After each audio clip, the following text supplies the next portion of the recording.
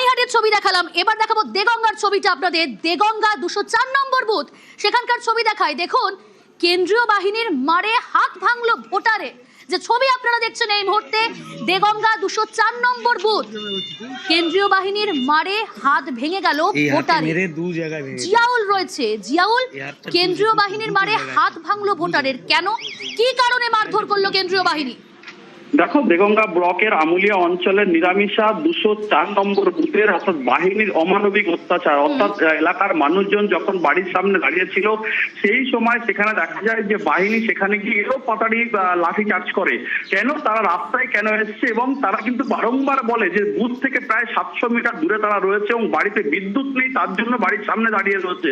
কিন্তু বাহিনী সেখানে অমানবিক মারধর করে এবং এই ঘটনা এখনো পর্যন্ত 3 জন কিন্তু গুরুতর জখম হয়েছে।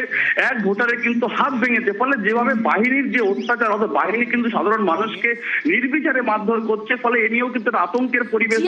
700 মিটার দূরে বাড়ির সামনে দাঁড়িয়ে ছিলেন তিনি, ওই বাড়ির বাসিন্দা, তাকে কেন্দ্রীয় বাহিনী মারধর করলো। শুধু মারধর না, হাত ভেঙে দিল।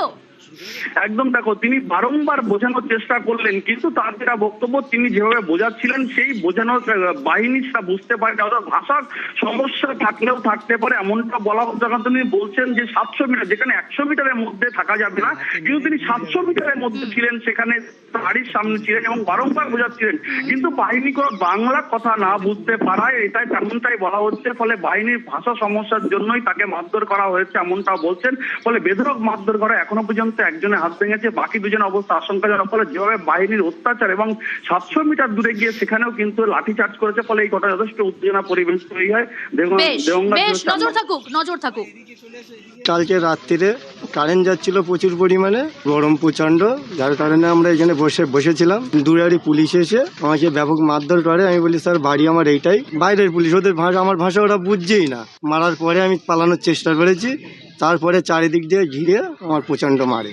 এই পুরো হাত, দুটো হাড় আছে এখানে, দুটো হাড় পুরো ভেঙে গিয়েছে। কোনো দলে আমি ঘুরি না, কোনো রাজনীতি করি না। আমি চাইছি এর সাজা হোক।